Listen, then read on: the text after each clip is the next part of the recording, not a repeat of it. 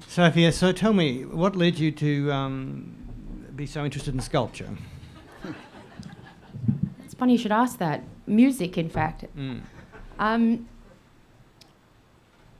Sculpture, well, I mean, I guess if you're talking about form, well, the topic of the evening being darkness, I suppose I kind of came to this just thinking about expanse and the similarity within a creative space tonight, being that we approach what is seemingly a void, an open space, and we seek out shape and form and construction or destruction. And perhaps whilst there's that similarity, at the same time, creativity is almost acts in defiance of the night or acts in defiance of that expanse, because we can follow the line of form, which evades the formlessness. Sure. It's particularly interesting. I mean, when I think of music, I often think of sculpture, because if I'm listening to some, big chunky thing like a piece of marble or what have you, you could be looking at Richard Serra steel sculptures. There's a very pronounced structural sense of structure and space. Yes. And often people talk about the space, the ability to kind of create a sense of the right space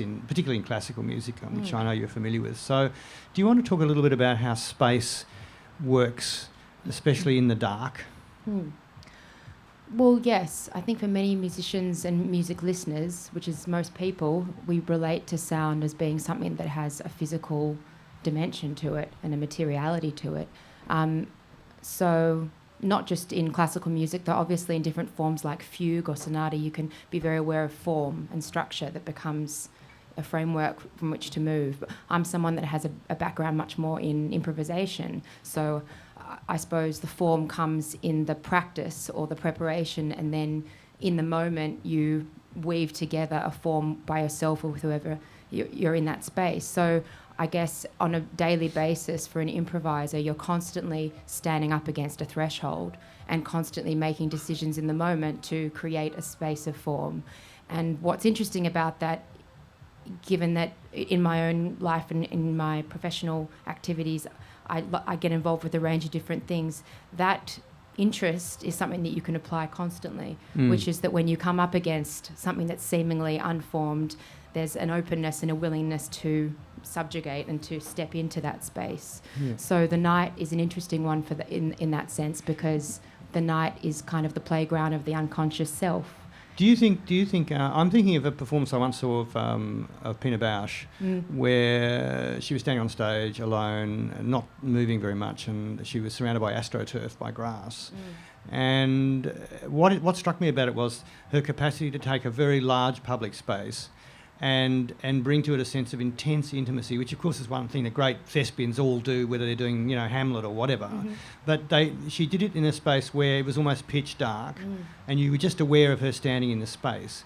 And so because as we were talking earlier about sort of the visible world becoming less kind of obvious as it gets darker, do you find that it's important to modulate the amount of light in terms of your productions? Do you find that it completely changes your capacity to generate the kind of intimacy or the electrification of the space, or do you find that the visible, the light as such, because we can only see things because they reflect light, is less important than the sound, or how do they work for you together? The timing of that question is extraordinary, given the past week I've had, which is that I've just been up at the Sydney Festival doing this work on lullabies, so an entire work where I created a theatrical piece based on lullaby ritual from around the world. And so I was both working with a repertoire that deals with the space of sleep, but even in putting together the work, I've been thinking about that constantly, and about light, which is, as a musician, very often when you're studying and growing up as a musician, the dimension of concept, of context, of situation isn't something that is generally introduced to musicians. I don't think it's introduced to theatre makers, writers, painters, others. But very often in music practice, it's about performance, sort of entertainment. And I have some criticism around that, because Certainly in a lot of festivals and different contexts, the musician's kind of like the drumming monkey. But light, to me, is my greatest interest at the moment, probably more so than music. Well, it's very, very interesting that you're responding this way, because I often find that great performances or great musical concerts are concerts where the performance disappears into the music.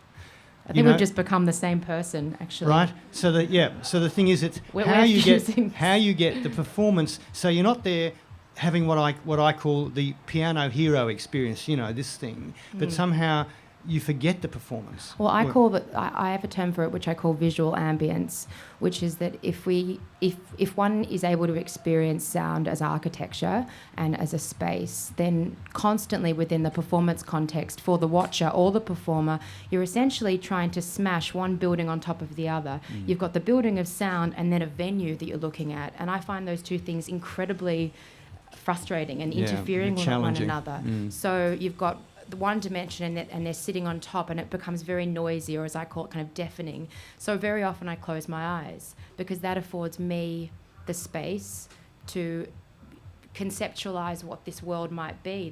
Because in polyphony or in textual music or abstract music or more formalistic notated music, it becomes a structure, one that has a lovely polychromatic context to it if you can close your eyes. Can I ask you one other thing then? What do you think about we're talking about the night, of course, but how do you think slowing things down works in relation to all of these things? Because I often find slowing things down can often bring up this kind of... It's heightening. Yeah, it brings up it intensifies the intimacy and it concentrates attention. It seems to me sometimes. Do you agree? And the darkness and slowing things down. Well, I've been thinking about this quite a lot, which is that a lot of work shouldn't be seen, I think. A range of different performances would benefit from darkness and what I would call flares, kind of pulsing. And I'm working on a project at the moment where I'm thinking a lot about this, which is, it's about focusing in, and with far too many variables and noise that can interrupt focus, I think it dilutes impact. So if there's a way of focusing in, as I certainly can see in your work, to guided focal points so that you can sit and contemplate those things, which heightens the entire form. I think that's a really special thing. The project that I just finished up last week was a really interesting one because it was in situ. It was in a street in Western Sydney, in Bankstown, an area that I'm sure is not generally, flooded with people from the Sydney Festival. And the performance I did was on the exterior of a house, of a domestic Greek mansion with 5 different balconies. And it was just a fascinating process for me. And I'm not sure I can ever perform in a sort of a conventional venue again, because I looked up, all I could see was this grand sky, which we were all vulnerable to, as we are now. And on one of the evenings, went for 5 nights, the heavens opened and it rained.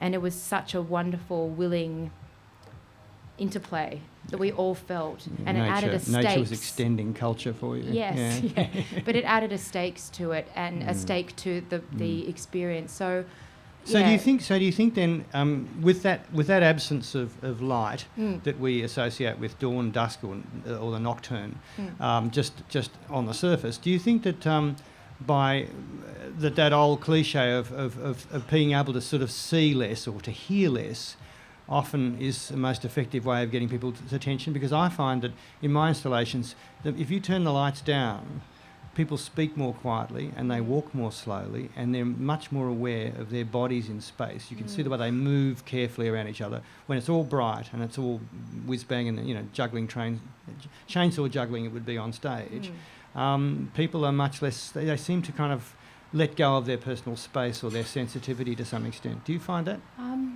I suppose it depends on the work. See, there's plenty of work that benefits from that kind of pulsating experience and a fastness staccato to it, thing, which in any form. So I think it definitely just depends on what kind of situation you're trying to create. But I think light is the key thing here, certainly, and it becomes the kind of the penetrating factor, I think, around what's actually going to be a really immersive, successful experience. Yeah, and it also eliminates, or at least it reduces the sense of physical separation from the audience. Obviously, you know, if the auditorium's dark, but then if there's a sense of people almost, if you're sharing the same space rather than being divided, then that also is I think that's can be an a great ecstatic, advantage. that creates the ecstatic potential, because shared experience and shared participative experience is where things can move into a collective transformation. Sure. But if you're separated by every move has a gesture with a sound, all the dramatic irony is gone. Everything's going to happen before it started. Yeah. I'm going to just interject for a second and just ask, because you mentioned the word ecstatic, and I know, Sophia, for you in your music, the ecstatic is a crucial part of the arts. I want to ask about that exercise of writing Lullaby. How did you find, was that at odds with the search for the ecstatic? Well, that process included me in November actually doing an extended residency in development where I learnt lullabies from migrant families from all over the world, but now based in Sydney. And I became interested. I came up with the concept for the project because as I began to think about lullabies, it occurred to me that they have many functions that coexist.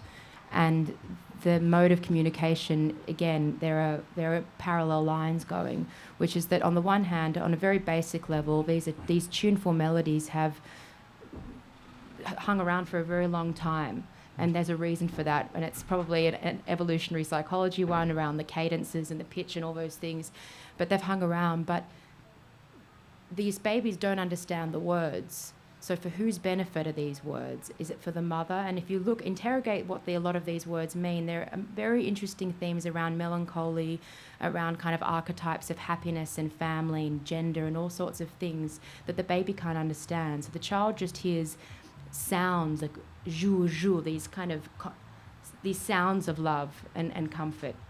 So that was very interesting for me to kind of step into. But there are also, of course, these melodies are used to guide a child into sleep and to step through that brittle kind of threshold. Things and all of that. I mean, I'm thinking of Mahler's songs on the death of children, which are all structured on lullabies. Yes. You know. And there are a lot of rituals that look at the physicality of that.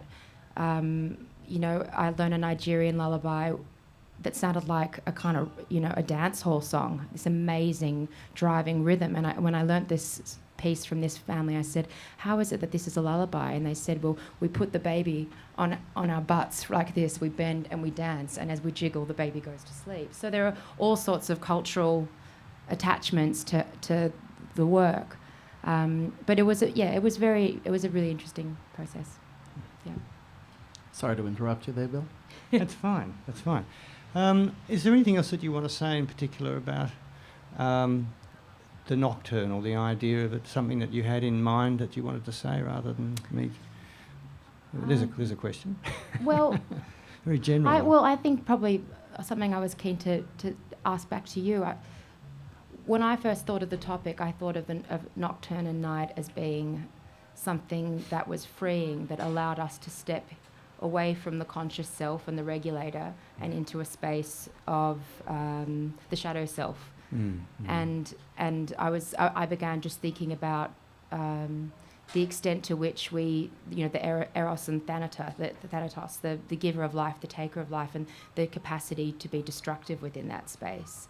And it occurred to me, I was looking at some of your work just today, and I just was constantly thinking about this idea of suspension and of being held in some undefined space. And limbo, a liminal space. Yeah. And it occurred to me, and it occurred to me and to you. Yes. Now here we have an interesting theatrical moment where on the word limbo a bell rang.